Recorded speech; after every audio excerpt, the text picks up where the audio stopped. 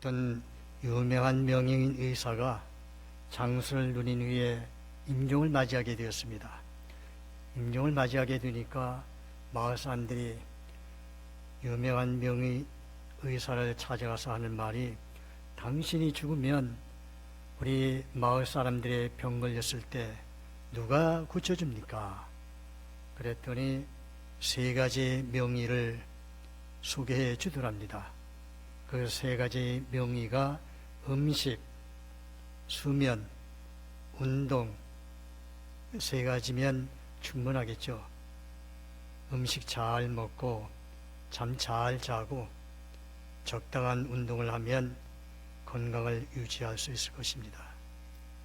구약 성경에서 장수를 누린 사람 가운데 위대한 사람 세 사람을 꼽는다고 하면 에스겔 14장 14절에 세 사람이 나옵니다. 노아, 욥, 다니엘. 노아는 950세로 장수했고 욥은 늙어서 나이가 차서 죽었더라. 나이가 차서 죽을 정도면 장수한 것이나 마찬가지입니다. 다니엘은 어떻습니까? 오늘 다니엘서 말씀을 보게 되면 1장서 12장까지 다니엘은 어떤 사람이었는가를 자세하게 보여주고 있습니다. 다니엘은 중3 연령대에 바벨론 1차 포로 BC 605년에 1차 포로 때 잡혀왔습니다. 주석마다 다니엘의 연령을, 바벨론 1차 포로 때 잡혀간 연령을 15살, 16살, 어느 주석은 16살, 17살. 저는 아예 다니엘의 연령을 중3 연령으로 이렇게 정하고 있습니다. 일찍 들어갔으면 15살, 늦게 들어갔으면 17살, 정상으로 들어갔으면 16살. 그래서 다니엘이 바벨론 1차 포로 때 잡혀간 연령을 중3 연령, 이때 잡혀갔습니다. 다니엘은 바벨론 1차 포로 때 잡혀가고 2차 포로 597년에 잡혀간 예언자는 에스겔은 2차 포로 때 잡혀가가지고, 그래서 거기서 바벨론에서 환상을 본 내용이 에스겔서의 내용이 쭉 말씀이 앞에서부터 시작되고 있습니다. 마지막에 이스라엘 예루살렘이 멸망한 것이 BC 586년에 완전히 멸망당했습니다. 이 다니엘은 바벨론에서 왕궁에서 중3 연령에 포로 생활하면서 날마다 저 예루살렘을 향해서 창문을 열고 늘 기도하는 다니엘의 모습이었습니다. 다니엘이 얼마만큼 건강했느냐 하면 중3 연령에 바벨론 첫 번째 왕 느부갓네살 왕 때부터 시작해서 그 다음에 왕이 바뀌면서 벨사살 왕, 그때 또 나라가 메데파사의 바빌론이 망하면서 이 나라가 바뀌었습니다. 메데파사 왕 다리오 왕 때, 또 바사 왕 고레스 2세 때까지 다니엘은 총리로 있으면서 장수한 것을 보여줍니다. 다니엘은 나라가 바뀌고 정권이 바뀌었어도 항상 이렇게 총리로 장수하면서 사는 모습을 다니엘서 12장까지 보여주고 있습니다. 교회의 중요한 두 기둥을 우리가 이야기한다고 하면 두 기둥, 한쪽은 말씀, 한쪽은 기도. 교회는 말씀과 기도가 항상 연결되어 있어야 됩니다.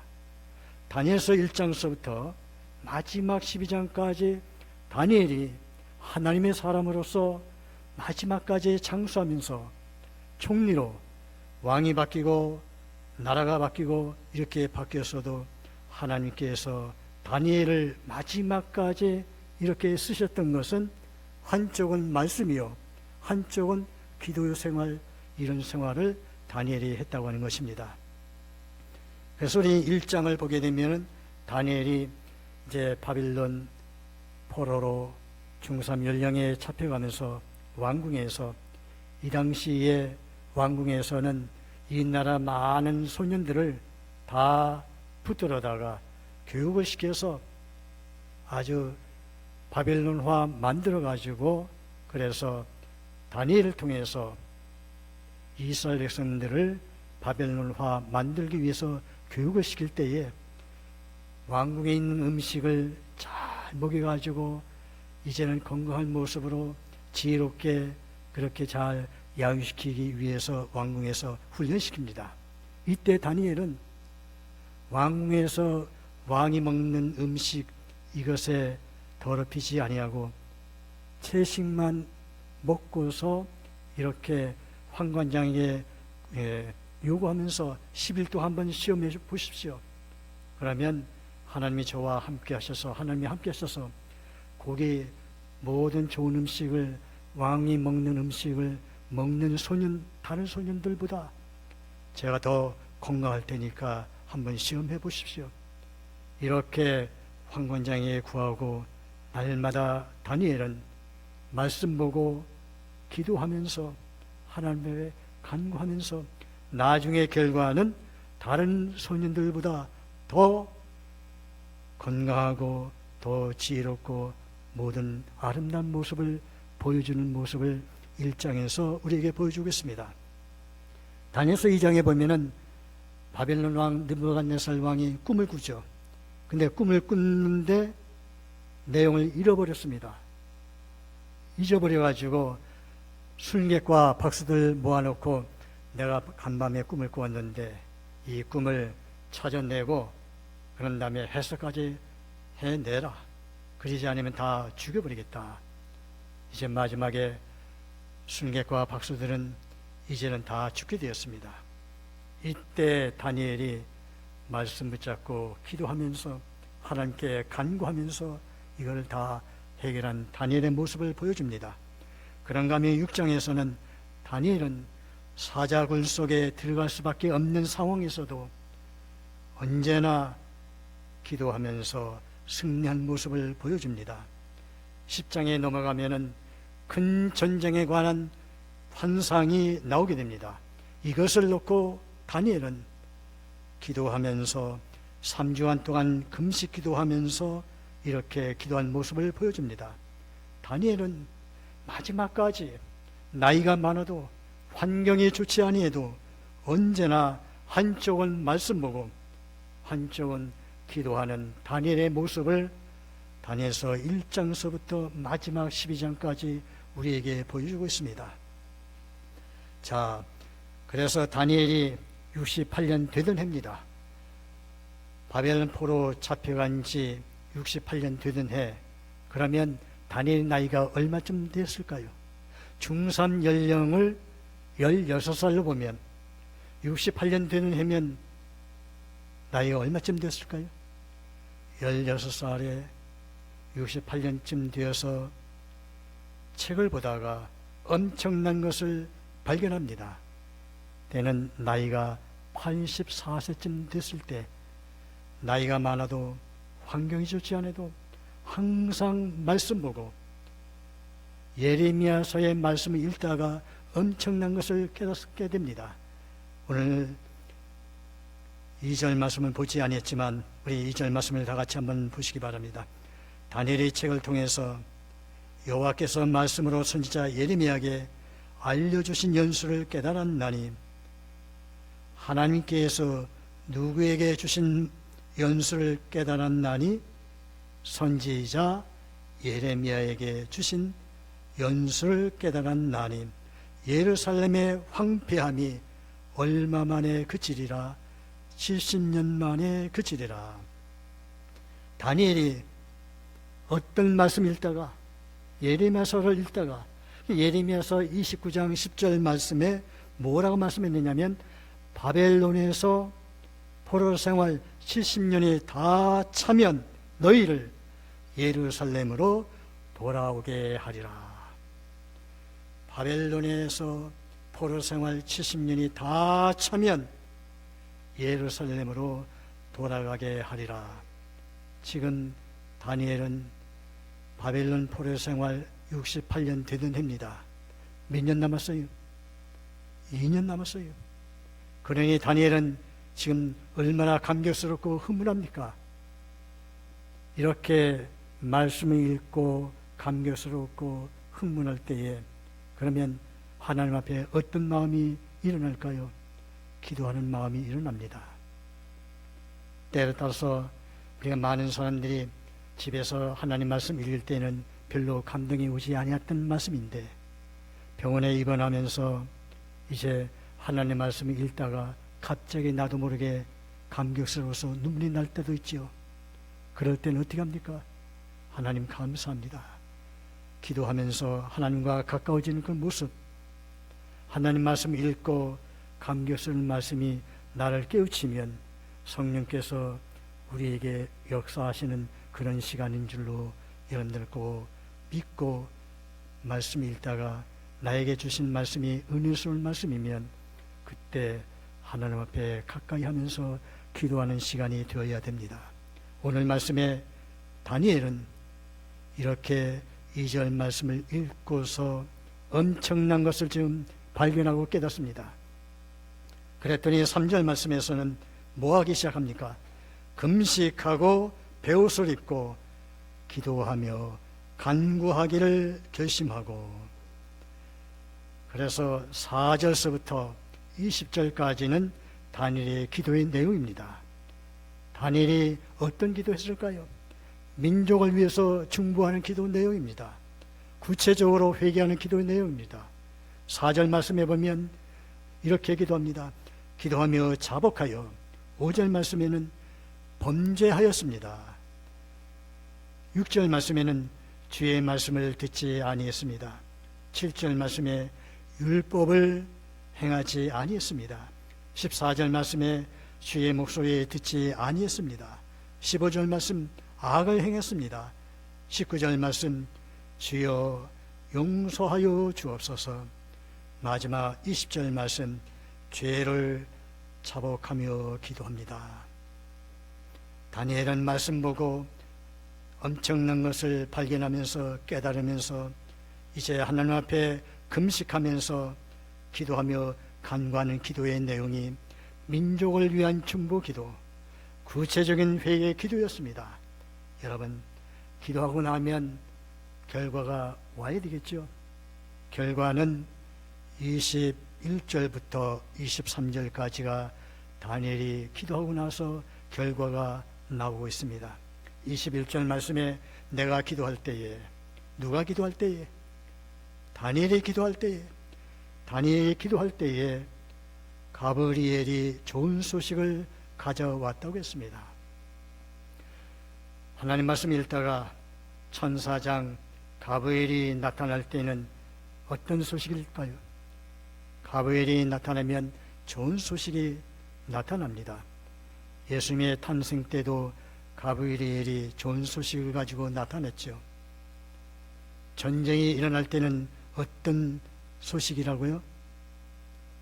어떤 천사가 등장할까요? 미가엘 천사장이, 전쟁 때에는 미가엘 천사장이 등장합니다. 자, 22절 말씀에 다니엘아, 내가 이제 너에게 지혜와 총명을 주려고 왔느니라. 다니엘아, 다니엘아, 내가 이제, 지금 누가 다니엘에게 좋은 소식을 가지고 왔다고요? 가브리엘이 다니엘에게 지혜와 총명을 주려고 너에게 왔다고 좀 말씀하고 있습니다. 23절 말씀 보십시오. 너는 극의 은총을 입은 자라. 그런즉 너는 이를 생각하고 환상을 깨달을지니라. 다니엘이 말씀 보고 기도하는 가운데 엄청난 환상을 다니엘이 지금 보게 됩니다. 근데 이 환상이 어마어마한 환상이에요. 도대체 이 환상이 무슨 환상일까? 오늘 말씀의 제목이 다니엘의 기도와 환상입니다. 환상, 어떤 환상일까요? 그 환상의 내용이 24절입니다. 24절 우리 한 음성으로 같이 한번 읽어보겠습니다. 시작. 내 백성과 내 거룩한 성을 위하여 70일회를 기한으로 정하였나니, 이른 이래를 기한으로 정하였다고 했습니다.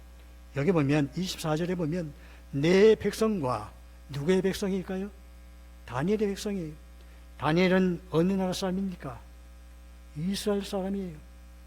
이스라엘 백성과, 다시 말하면 내 백성과, 다니엘의 백성, 이스라엘 백성과 내 거룩한 성을 위하여. 이스라엘의 거룩한 성은 어디일까요? 예루살렘입니다. 그러니까 내 백성과 이스라엘 백성과 거룩한 성 예루살렘 성을 위하여 기한을 얼마로 정했다고요? 이른 이래로 기한을 정했다고 그랬습니다. 방송실에서 화면을 한번 띄워줄까요? 71회.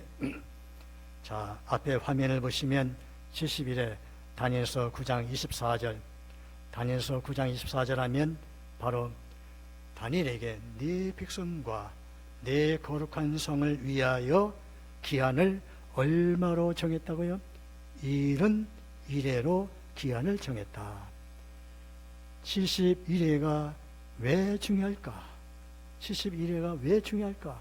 화면을 보시면 71회가 되려면 구약에 7일회가 있고 62일회가 있어요. 다시 말하면 다니엘이 예레미야서를 읽다가 포로 생활 얼마가 되면 예루살렘으로 돌아가리라? 70년이 되면, 포로 생활 70년이 되면 예루살렘으로 돌아간다고 하는 엄청난 것을 다니엘이 지금 깨닫게 된 겁니다. 예루살렘에 돌아가면 이제 돌아가서 뭐 하게 됩니까? 성전을 세우게 되죠. 무너진 예루살렘 성을 다시 세우게 되죠. 그것이 바로 7일에부터 시작하는 것입니다. 그러니까 다니엘서 9장 25절에서는 예루살렘 중건령이 내리게 되면서 7일회가 시작이 됩니다. 그러면서 61회가 마치게 되면, 61회가 마치게 되면 화면에서 바로 뭐가 떠올립니까? 예수님의 십자가가 떠올리게 돼요. 다시 말하면 61회가 다 차면 예수님께서 십자가에 못 박혀 죽으시는 그런 시기가 바로 연결됩니다. 그러니까 구약에서는 구속사 중심이 이스라엘 백성들 중심으로 나갔습니다. 오늘 오전에 예배드릴 때에 이스라엘 백성들이 하나님께서 모세를 통해서 율법을 주시는데 율법을 지키라고 했습니다. 율법을 지키지 못해가지고 결국은 마지막에 말라기 마지막 장 마지막 절에서 이 땅을 저주로 칠까 하노라.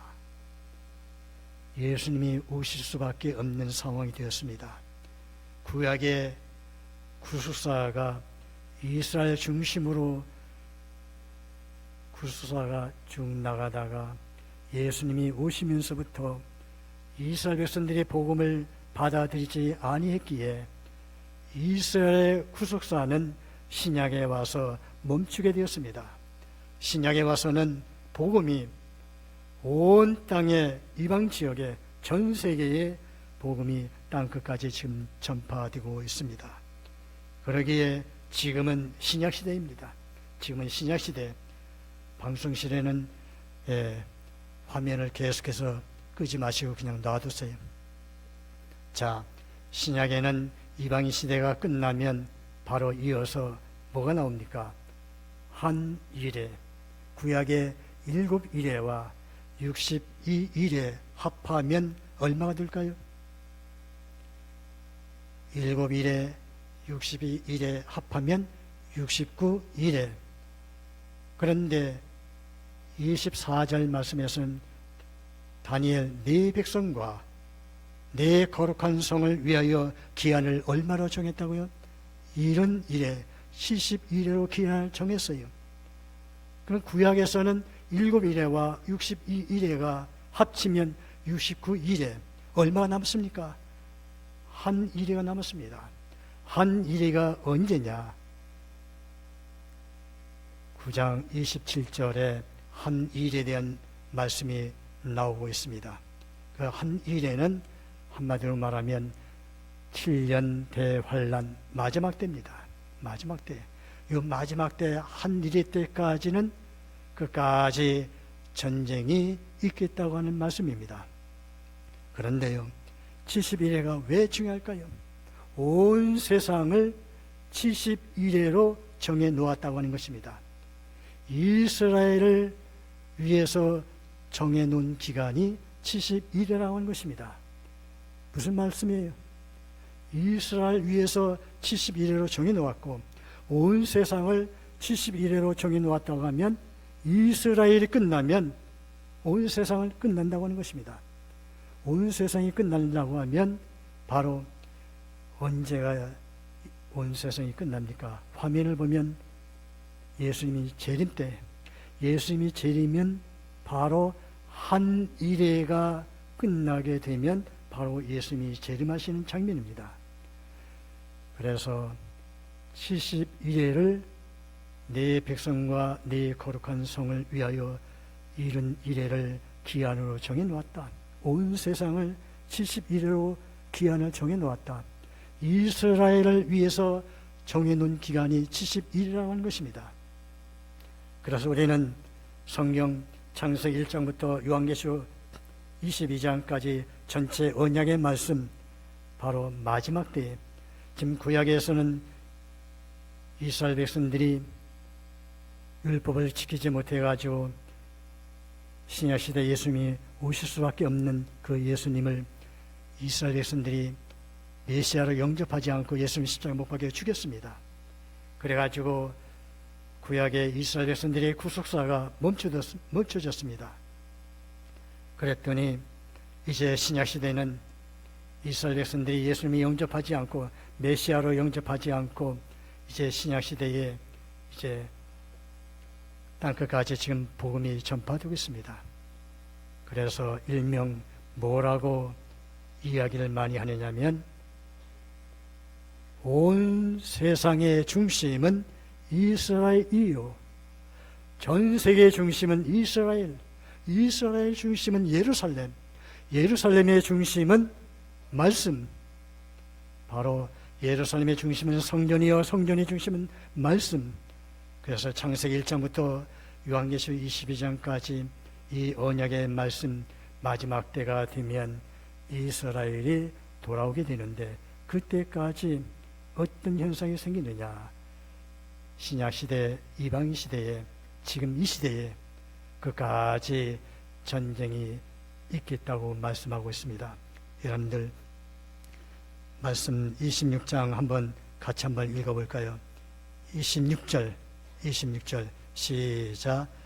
62일의 후에 기름 부음 받은 자가 끊어져 없어질 것이요, 장차 한 왕의 백성이 와서 그 성읍과 성소를 무너뜨리려니와 그의 마지막은 홍수에 휩쓸린 같을 것이며 또 그까지 전쟁이 있으리니 황폐할 것이 작정되었느니라. 얼마 후에 62일의 후에, 다시 말하면 화면을 보시면 62일의 후면 바로 뭐가 이어집니까? 신약시대가 옵니다.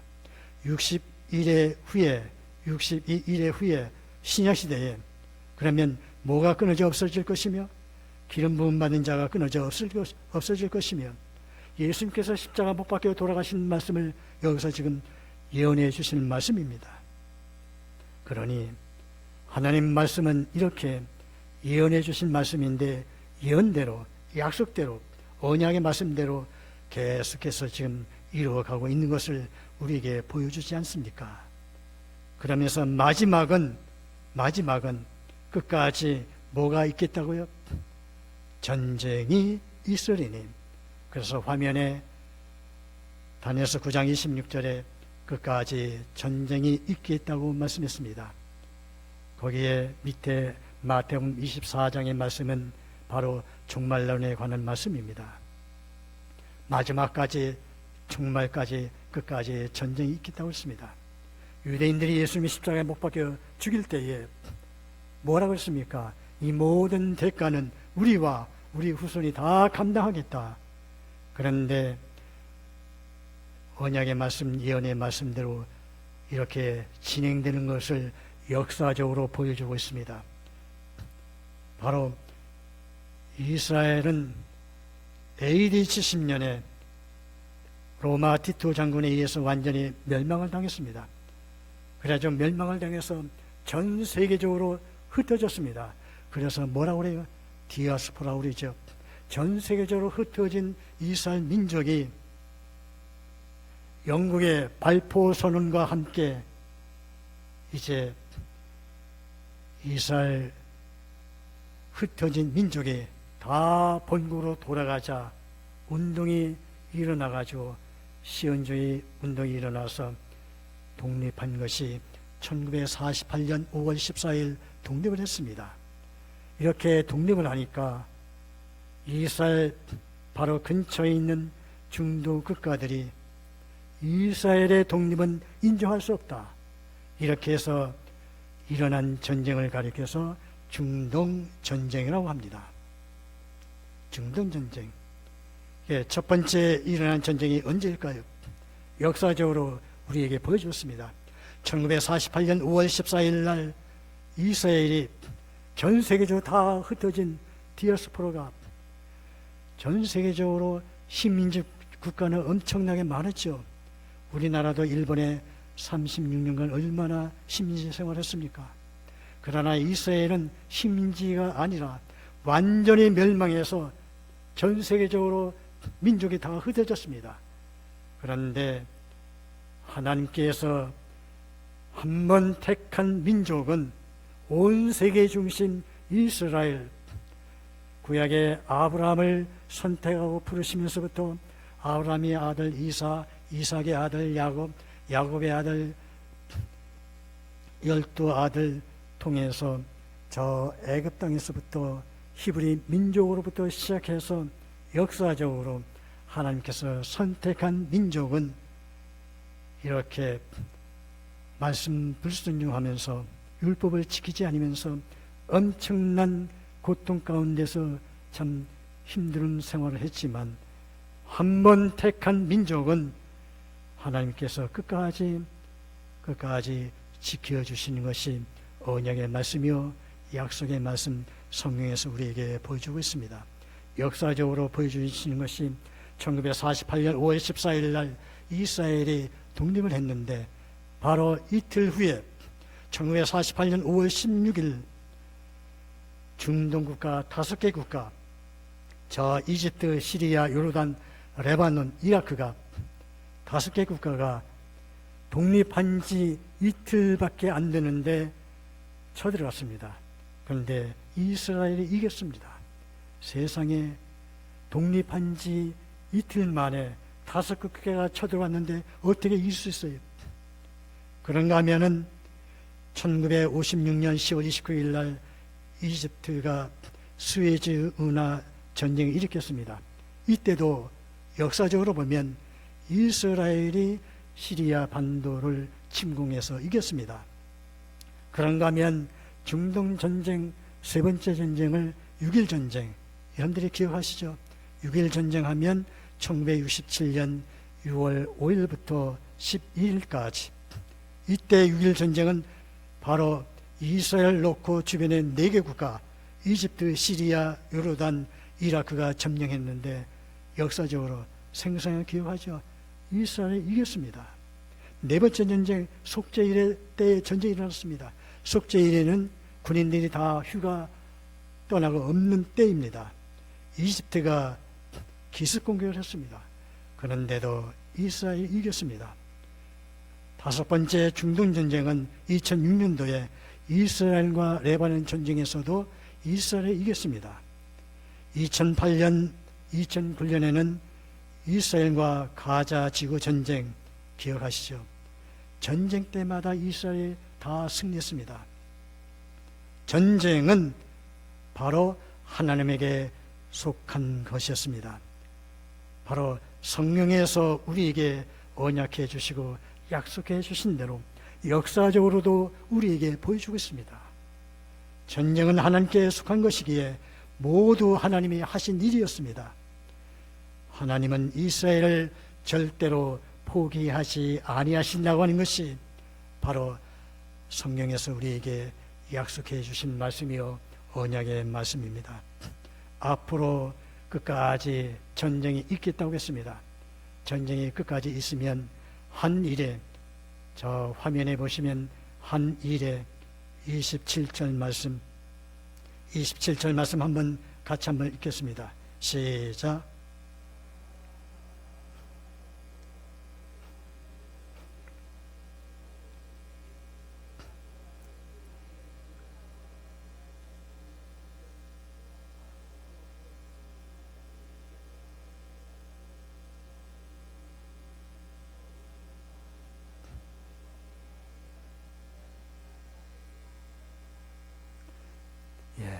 오후 시간 되면 졸린 시간이기 때문에 제가 이렇게 읽게 했습니다. 지금 잠을 깨라고요. 27절 말씀에 보면은 여기에 그가는 적그리스도입니다.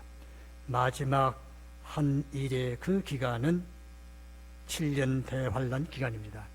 여러분들이 7년 대환란에 전 3년 반, 후 3년 반라는 말을 우리 들었을 줄로 압니다. 마지막 한 일의 때는 7년 대환란 때에는 적그리스도가 장차 한 일의 동안에 마지막 종말까지 진노가, 여기 진노는 하나님의 심판입니다. 하나님의 심판이 황폐하는 자에게, 누구에게? 적그리스도에게 쏟아지리라. 그러니까 유브라데 전쟁은 요한계시록에서 나오는 전쟁입니다. 요한계시록은 세 가지 전쟁이 있습니다. 인재앙, 나팔재앙, 대접재앙. 나팔재앙은 8장과 9장 가운데서 나팔재앙, 6째 나팔재앙이 불게 되면 바로 유브라데 전쟁, 불과 유황으로 연기와 함께 일어난 전쟁, 일명 유브라데 전쟁을 가리켜서 핵전쟁, 일명 종말론자들이 내다보는 것은 3차 대전이 아니겠는가.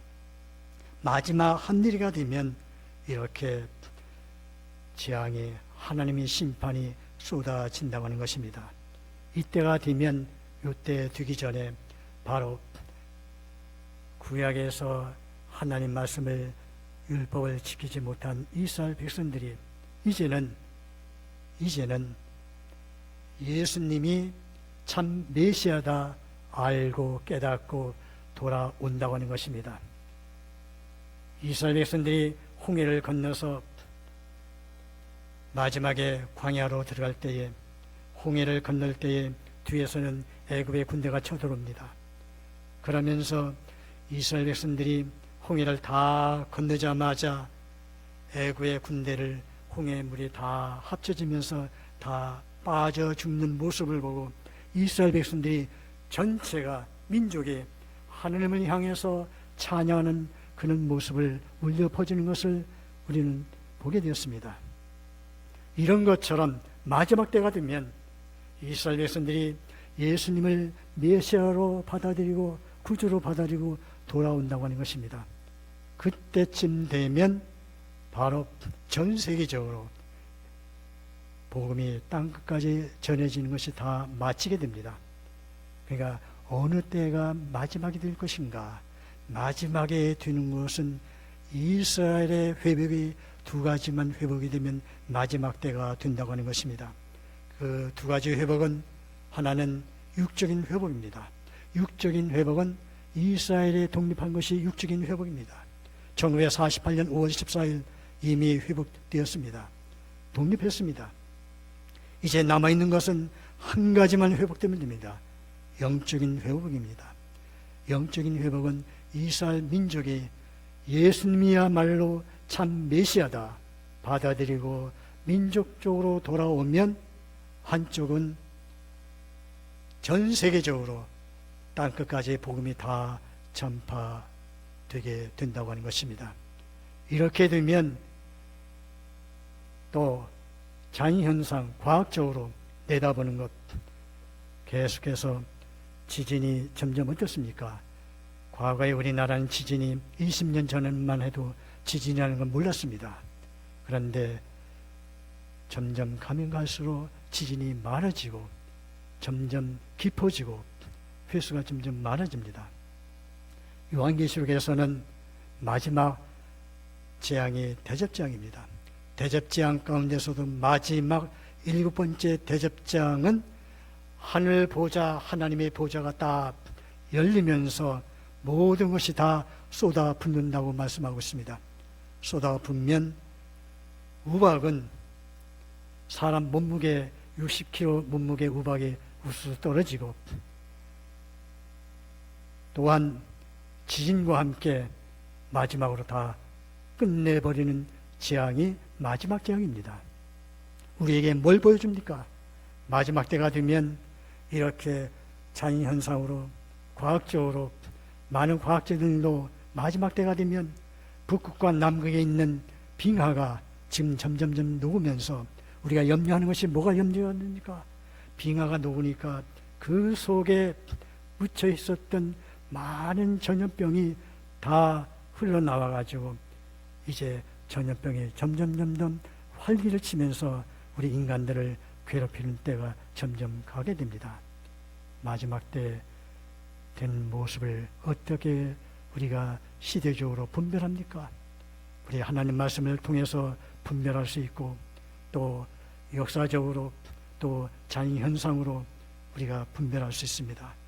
항상 그래서 바울 사도는 로마서 11장 화면에 있는 대로 마지막 때까지 끝까지 전쟁이 있겠다고 했습니다.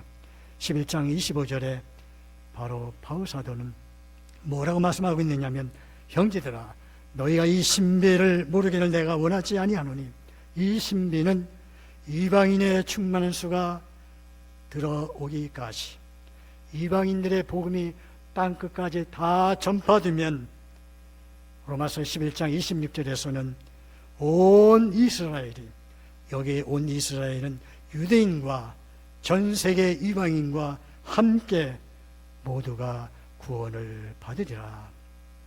오늘 말씀을 한번 정리합니다. 우리는 다니엘서에서 우리에게 주신 말씀 3가지를 말씀하고 있습니다. 다니엘서 1장에서 다니엘은 중삼 연령에 바벨론 포로로 잡혀왔습니다. 그런 바벨론은 포로 생활 가운데서도 항상 다니엘은 하나님 말씀을 늘 기억하면서, 한쪽은 예루살렘의 문을 열고 예루살렘을 향해서 기도하는 것을 끊이지 아니하는 다니엘의 모습, 그렇다고 하면 영광교회는 지금 힘들고 어려운 이때에 우리 하나님 말씀 붙잡고 기도하면서, 이렇게 기도하면 여러분들의 기도로 말미암아 영광교회가 좋은 축복의 영광교회가 될 줄 믿습니다. 그러기에 71회는 뭘 말했습니까? 온 이스라엘을 71회로 71회로 기한을 정해 놓았다고 했습니다.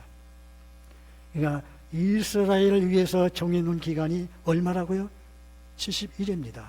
전 세계를 71회로 기한을 정해 놓았다고 하는 것입니다. 구약은 7일회와 60일회가 이미 지나갔습니다. 남아있는 건 뭐가 남아있습니까? 신약시대 이방인, 지금 우리 이방인 시대에 지금 신약시대에 지금 복음을 전파하면서 살아가고 있습니다. 마지막 한 일에 7년 대환란을 앞에 놓고 있습니다. 7년 대환란 앞에 놓고 지금 이 시대는 이스라엘 지역에서는, 이스라엘 땅에서는 끝까지 전쟁이 있겠다고 하는 것이 역사적으로 지금 진행되고 있습니다. 하나님 말씀은 약속의 언약이요 좀처럼 변하지 아니하는 말씀입니다. 그렇다고 하면 한 일의 때가 되면 마지막에 하나님의 진노가, 하나님의 심판이 쏟아진다고 했습니다. 아무쪼록 귀 있는 자는 성령께서 하실 말씀을 들을지어다 꼭 기억하시고, 여러분들이 받은 구원을 끝까지 지키면서, 어느 장애자의 교육 지침에 이런 글이 있습니다. 나에게 무엇이 없는가를 묻지 말고 나에게 무엇이 남아 있는가를 물어보라고 하는 글이 있습니다. 없는 것을 생각하면 우리는 불평하게 됩니다. 그러나 나에게 있는 것을 생각하면 감사할 수 있습니다. 우리는 한 주간도 나에게 있는 것을 생각하면서 감사하면서 살아가는 한 주간이 되시고, 날마다 여러분들이 말씀 붙잡고 기도하면서 말씀의 흔들림이 없어지기를 바랍니다. 말씀의 흔들림이 없어야 되고, 기도의 흔들림이 없어야 되고, 믿음의 흔들림이 없어져야 되고, 여러분들에게 맡겨주신 사명, 직분자의 흔들림이 없어지기를 주님의 이름으로 축원합니다.